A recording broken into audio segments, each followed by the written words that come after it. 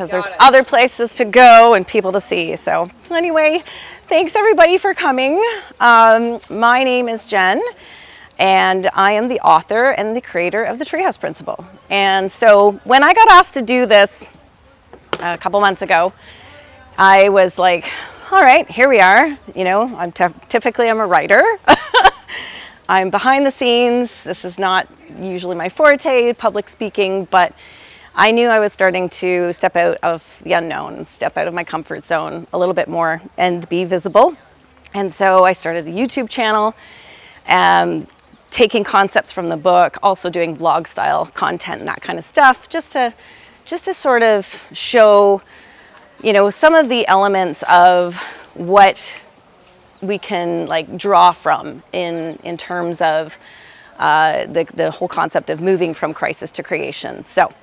So my backstory is I'm a 2-time cancer journeyer, and these two lovely ladies here right now are actually a part of the breast cancer group that we started in the West End. So we've had a really good time connecting as often as we can.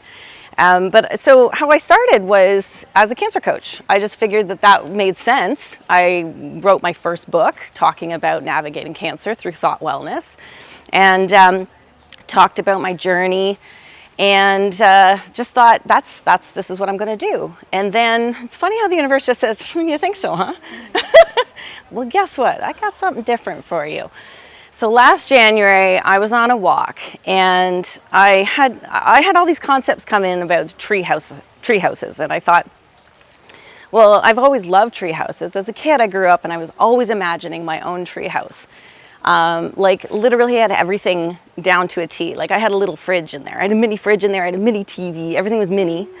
I had, you know, a little bed and a couch, and I don't know how big this tree, it was like almost like a little TARDIS, because I think inside this treehouse it was bigger than it appeared in my imagination. But yeah, it's sort of a concept that came about on this walk, and I thought, this is what I need to tap into, understanding how do we move back into the creative state once we've gone through something that's a health crisis or any other crises.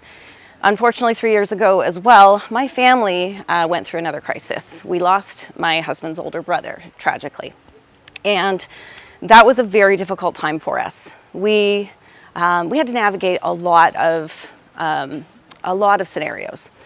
And it was just something that we had to move through as a family, but as what I recognized was happening, because I'd seen it happen with myself, I was also seeing it happen through my partner, where things were coming to the surface that had been laying dormant for possibly years. And it's because, especially as Gen Xers, we tend to not talk about our trauma. I think we have been conditioned in society over years to suck it up, put a Band-Aid on it. We don't need to talk about it. Let's sweep it under the 70s shag carpet and move on.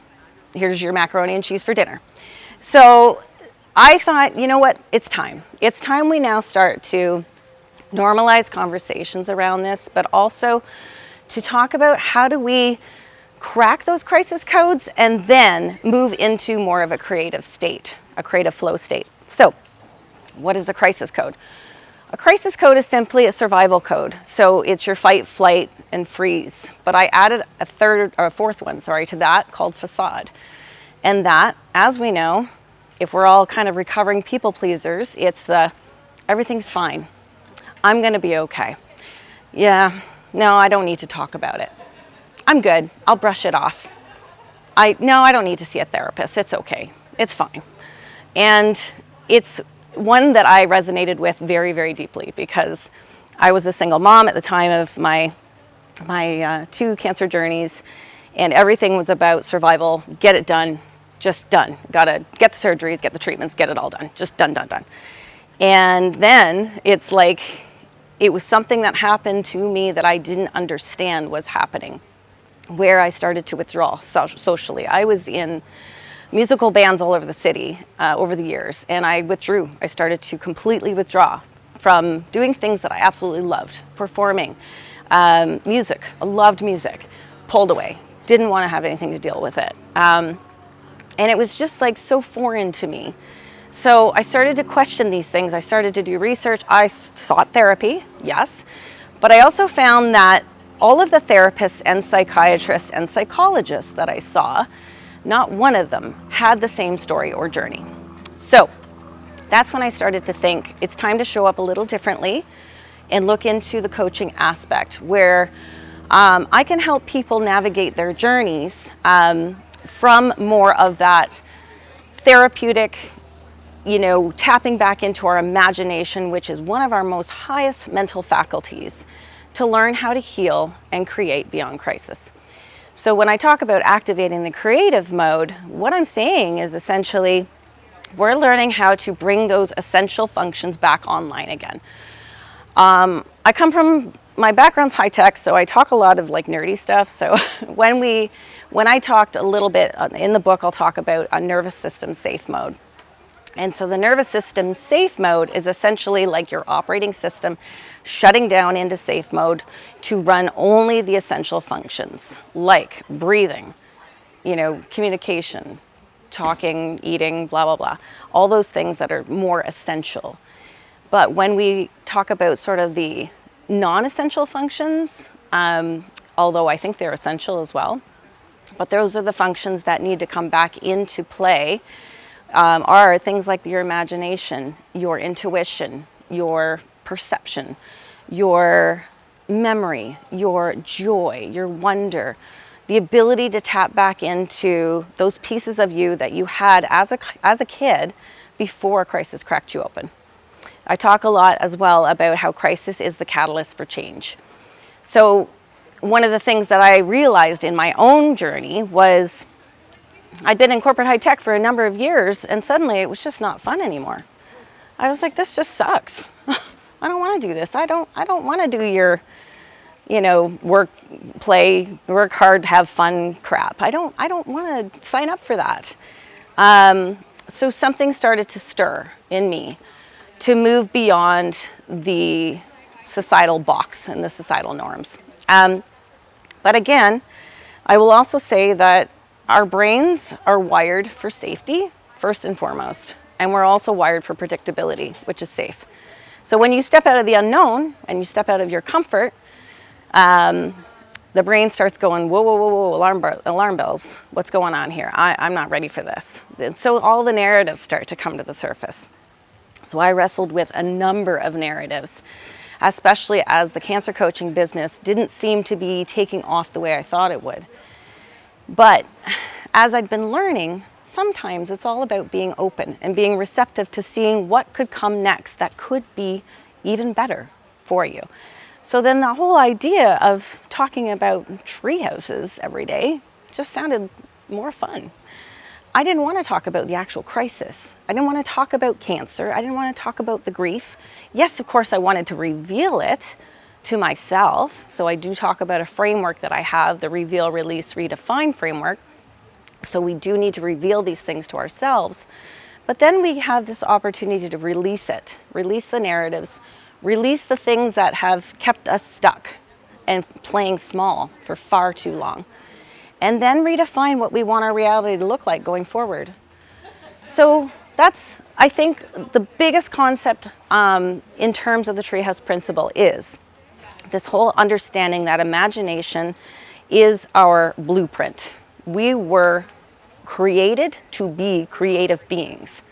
And so when I started to understand a little bit more about this, and then you guys are all showing up here to this event, clearly you're open to the same concepts and the understandings of, or you're curious about what is beyond this logic, what is beyond reason, what is sort of something that I can tap into to move beyond the norm. And so one of the things that I also talk about is the concept of, as I said, creation, crisis cracks us open and then allows us to move into the creative state where we get more curious about what's coming up for us. So the reveal phase is more of this, I'm going to reveal to myself what's been coming up, what's coming to the surface. Sometimes things lay dormant for years and we don't want to look at it, right? We like I've said, we've talked about sweeping it under the shag carpet. And now it's like we're starting to finally understand the importance of peeling back those layers and saying, I'm ready to be vulnerable. I'm ready to be visible. And I know visibility is vulnerability. I know that, standing up here in front of you guys.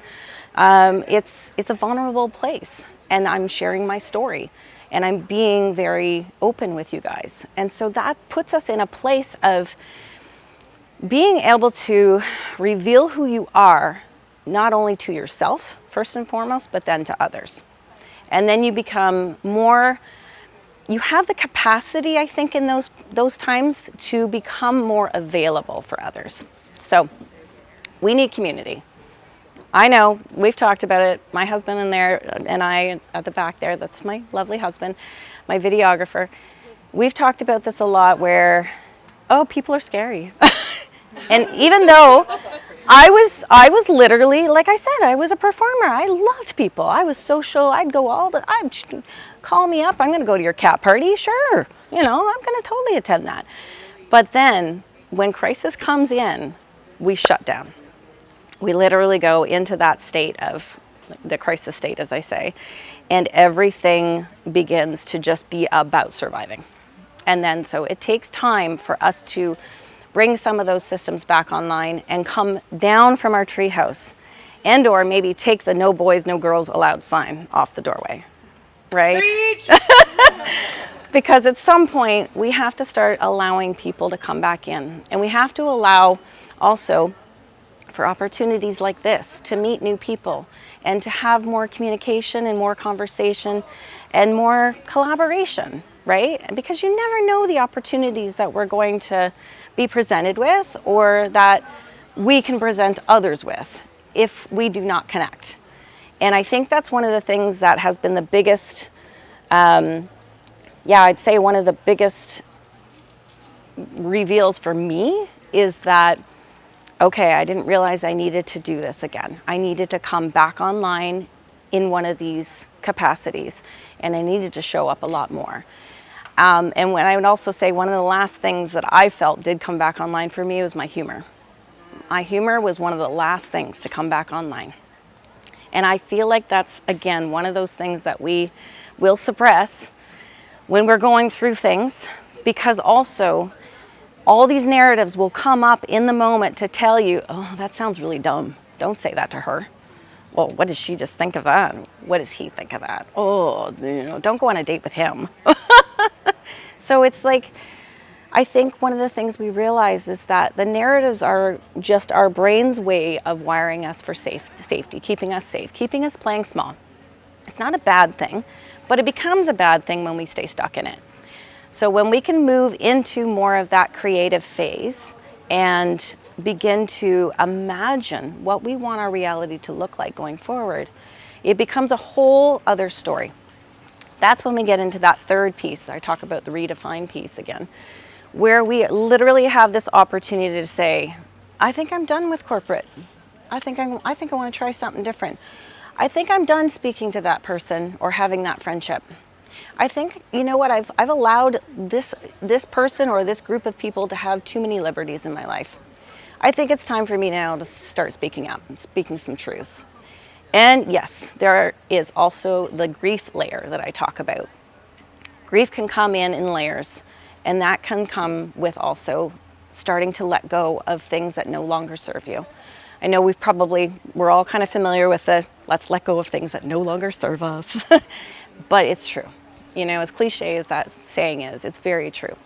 So we need to learn how to recognize what those things are, and then truly tap into the individual that you want to be going forward, the version of yourself that you want to be going forward.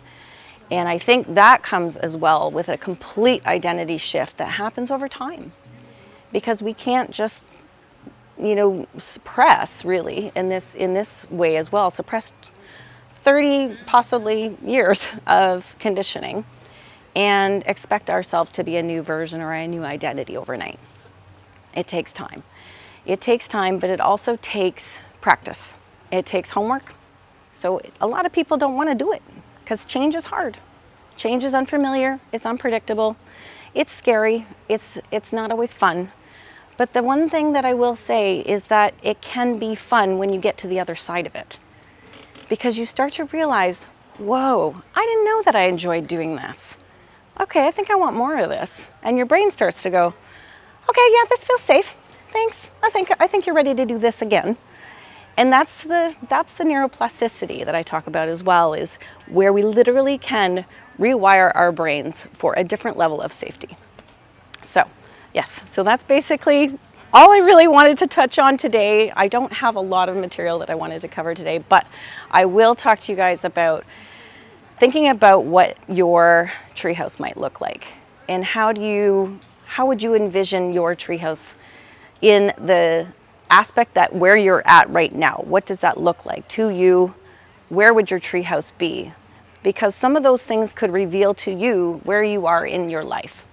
You know, is your treehouse secluded, away from people? Is it elevated? Is it elevated so you can see everything, kind of like a cat, right? You can see, the cat can see everything, likes to see everything, but also they scan for threats, they scan for danger, and that's where I say, time to come down, right? It's okay to go back to your treehouse once in a while, but sometimes you need to come back down, and we need to like learn how to create again and try the scary things. So that's it for all today. But if you have any questions, let me know. And all my books are over there, and that's my vendor booth over there. But I really appreciate you guys joining today. Yeah. Thanks, honey. Does anybody have any questions?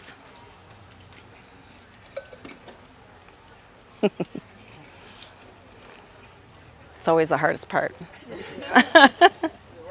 Well, what stuck out for you guys? What, like, I probably fumbled through that a little bit, but what stuck out for you guys in terms of what may have resonated, or something that you hadn't maybe heard that angle from before?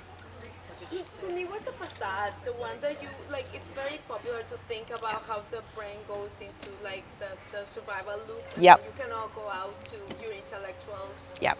self to feel safe. Yes. And that it's not a threat, but the facade is something that I've never thought about. Yeah, it was funny. It's one that came up for me, and I'm like, oh, Yeah. that's a thing. It is. Yeah, because I had researched about that, before, as I was writing the book, and I thought, I didn't know that was a thing, because they don't really lump those in. But yeah, pretty wild. Of course, thank you. Yeah. Anybody else? If not, I will set you free. I really like the vulnerability piece. Yes. Yeah. It kind of goes with the facade. Yep. Yep. It's the being seen, right? That's the hardest part. Truly seen. Ooh. That's a facade. How Yeah. do you do that? Yes. That's so. Yes, because I was always the class clown. So, Jennifer, speaking about like mindset, intelligent stuff, and like into imagination and tree houses. What's going on there? She's been a little too much, maybe.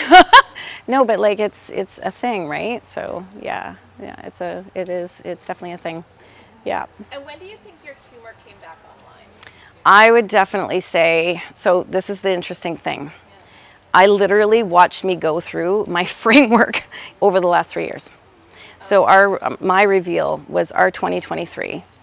When we lost Greg, I was in the middle of writing my first book and leaving corporate for the cancer coaching piece. And so there was a lot of stuff that came up for me then about trauma, again, but a different form of trauma and a different form of grief that I didn't realize. And so there was a whole video I created in the winter about grief coming up in layers.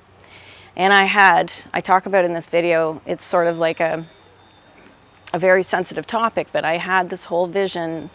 I was awake. I wasn't dreaming. I was awake. And I had this whole vision of me being the night of my first diagnosis and going upstairs and seeing my child sleeping in their bed. And I hadn't told Sky yet.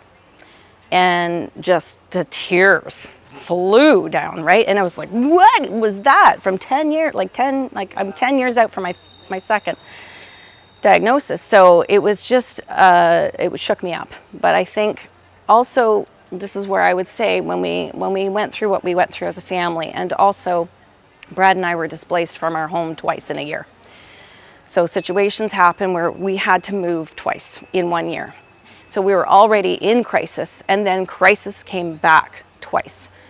And then my kid was in crisis as well. So there was just a myriad of things that we were going through. So that was my reveal year for sure. And then I had to release everything. And I would definitely say 2024 was my release year. And it was like, I think we worked through a lot together as a family, and did seek some counseling obviously as well. Because I'm never going to replace counselors or therapists. But that was definitely a piece that was necessary. And then the Redefine piece, I would say, was last year with starting writing this book, and starting to see how that was creating a very different future for myself and for my family. Yeah. You mentioned videos. Yes. Do you have a video site? Yes. So I'm on YouTube. So it's I'm still evolving it and stuff. I've been feeling I'm supposed to be doing more talking head videos, so that's what I'm going to be doing. but yes, there are. I have it on my website. There's a direct link to the Treehouse Principle YouTube channel, and yeah, so I'm starting to now move into more. I had some vlog style content that had the message, but now I'm getting into more of the talking head videos as well. Yeah. Yeah. Awesome. You mentioned that humor was the last thing that you saw come back. What was the first thing you noticed? So, wow, that's a really good question. Ooh. My first curiosity. Yeah. Curiosity. I started to get curious instead of criticizing myself all the time, because I was punishing myself a lot. And we do this, right? We punish ourselves. Because the narratives are so real and they're so ingrained in us. And so I started to say, what if that's a lie? What if I can challenge that? And then I switched it from the what if to an imagine when. Imagine when I get to do this. Imagine when my confidence just never wanes. Imagine when I show up, blah, blah, blah. So that, for sure, that's a great question. Thank you. Yeah. Yeah. Yeah. So what I find is I'm good at the first step and I can share and all these things, but Yeah. I'm not moving to release everything completely. Because Still- yes, Yeah, go ahead. you're still in crisis. Yeah, and that's what I find. It like you get out of one thing, like you said. Yeah. You get your laughter partially back. Yeah. And then something else hits. And Yep. something else hits. Yep. How do you And- break that cycle? They never truly go away. I'll say this because I literally had a trigger. I'm going to be raw with you guys and real. Not maybe 3 weeks ago, was it? Our landlord showed up on his jet ski in front of our house and was like pointing at the house. And I'm like, what the hell is he doing here? I was mad, but I was triggered. It was also something that came up to say, here you go. You are still in crisis in this piece. So it revealed to me that that was a story that I had to let go of. Are you still being supported? In spite of that, what if the worst case scenario were to happen? Okay, so then I started to imagine different scenarios. Well, he'd have to like trade houses with us and his house is still on the river. You know what I mean? Like, so there's things that you could do to swap out the stories, just to start. Always look, Esther Hicks talks about it as reach for a better thought. So when you wake up in the morning, we tend to go in program mode, right? We're always in routine. So then I would say, but also our thoughts start to be in routine, right? So it's like, oh, I had a really crappy sleep last night. Oh man, I woke up and the cat puked on the floor. And you know, so you start to the loop, right? You start, hey, right? Yeah, I know, we have trauma. But yeah, it is about replacing the thought or reaching for a better thought. And that just, sometimes it has to be small. Because maybe that's a bad day and you need to be able to also allow yourself, because that's a big thing I think we don't, and I've talked about this with my husband a lot, We don't allow ourselves to sit in the stillness and observe what comes up. I also talk about the observer effect. Now, the science piece of it is the physics piece of the double slit experiment, where waves become particles when they're observed, which is really cool. I don't fully understand all of it, but I look at it as the observing of our thoughts can be altered when we truly take a moment to pay attention to them, right? And then we can reframe them or redefine them. Yeah. And even just remembering that it is our body's program. Yes, definitely. Yes. That's a big one. Just wired for safety, right? So then we can actually be a lot kinder to our bodies as well, and to ourselves, to say, yeah, you're just trying to protect me, but it's okay, I've got it from here. Thank you. Yeah. That's a nice reframe for sure. Yeah. And yeah, what stood out to me in the presentation too was the community piece, because I found a lot of people don't understand Yeah. what I'm talking about. Yeah. Yeah. So having that other community would be really helpful. Definitely. Yeah, and I think that's what I've been realizing. That's why I'm showing up more, is I want to create a community to be able to talk more in that sense, where it's not like I'm not just talking at people, I'm talking with people. Because that's honestly where I feel like there's the most beautiful exchange that happens and the most healing happens. Yeah. Thanks, Jen. Sorry, what were you going to say? I was just wondering whether you've found your way back to music yet. Subtly. Yeah, I'm singing in the car again. That just sounds good. Well, and here's, like, again, another little piece. I ended up having a non-cancerous, remember we talked about this, lesion, though, that was removed from my vocal nodules in March. So I thought it was all related to crisis. I suddenly was losing my singing voice. And I'm like, what is going on here? If that goes, come on, you know? So after the surgery, it has slowly come back. And now I'm like, okay, maybe I need to think about this and step back into music. I just don't know what it looks like yet, but I'm thinking about it. So thank you for that. Yeah. Well, thanks, everyone. Appreciate it. Enjoy the rest of the day.